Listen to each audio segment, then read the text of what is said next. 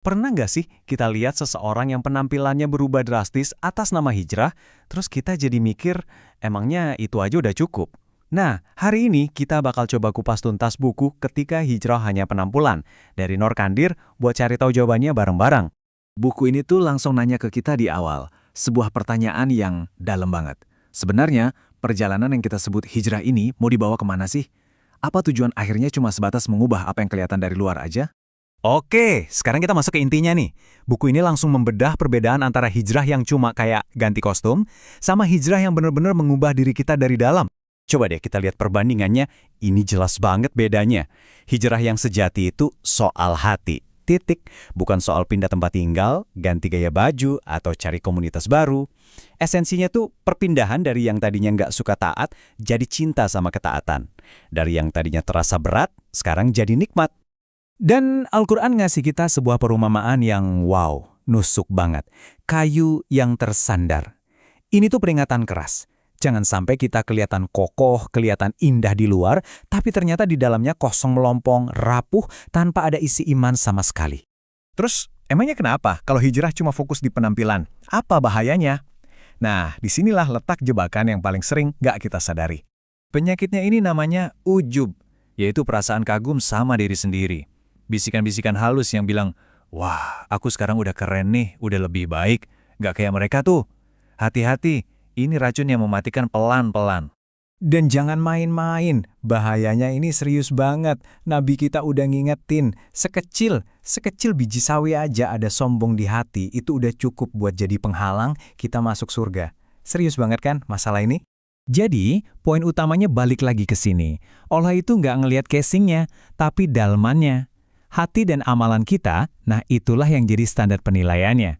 Penampilan luar itu bisa banget menipu, tapi hati nggak bisa bohong.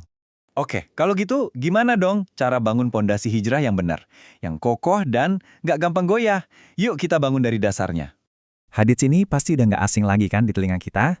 Dan inilah fondasi utamanya. Semua amalan itu tergantung niat. Jadi pas kita mengubah sesuatu dari diri kita, coba deh tanya ke diri sendiri. Ini tuh buat siapa? Buat dapat pujian manusia atau murni buat Allah? Dan coba deh dengerin definisi ini. Ini luar biasa banget. Kata Nabi, seorang muhajir, orang yang berhijrah, itu bukan yang pindah dari kota A ke kota B. Tapi dia adalah orang yang meninggalkan apapun yang dilarang sama Allah. Jadi, hijrah itu bisa terjadi di mana aja, kapan aja. Oke, jadi kita sepakat ya, hijrah itu perjalanan batin. Tapi setiap perjalanan kan butuh kompas biar nggak nyasar. Nah, dalam hijrah ini, apa kompas kita? Nah, coba kita bandingin lagi ya. Ganti penampilan itu instan, gampang, dan bisa langsung dapat likes dari orang-orang. Tapi, menuntut ilmu agama yang benar, itu butuh waktu, butuh sabar, dan melelahkan.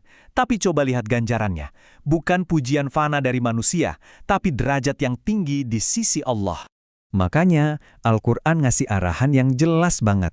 Tanya sama ahlinya.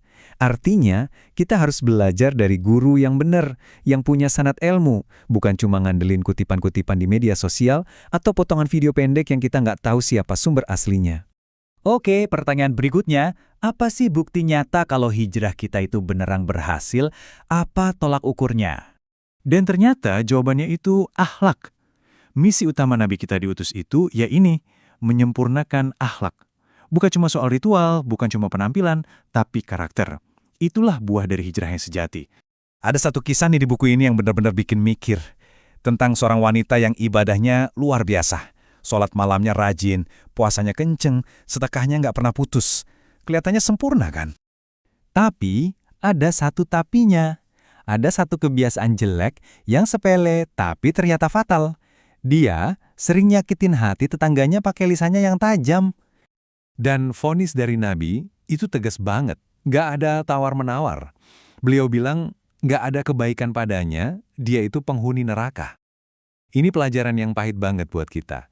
Ibadah vertikal kita ke Allah bisa jadi sia-sia kalau hubungan horizontal kita sama manusia rusak gara-gara lisan dan perilaku kita. Dan di mana kita bisa lihat bukti hijrah yang paling nyata, justru di tempat terdekat, di rumah. Gimana cara kita ngomong sama orang tua? Al-Quran bahkan ngelarang kita bilang ah aja ke mereka, sampai segitunya standar akhlak yang diminta. Karena pada akhirnya nanti, saat kita menghadap Allah, yang kita bawa itu bukan harta kita, bukan gelar kita, apalagi penampilan kita. Yang dinilai itu cuma satu, qalbun salim, hati yang selamat, hati yang bersih dari sombong, iri, dengki, dan penyakit-penyakit lainnya. Jadi, pertanyaan terakhir ini bukan buat siapa-siapa, tapi buat diri kita masing-masing. Selama ini perjalanan hijrah kita lagi fokus membangun esensinya, atau jangan-jangan cuma sibuk memoles hiasannya? Kita lagi sibuk memperbaiki hati, atau cuma sibuk memperbaiki citra? Yuk kita renungkan sama-sama.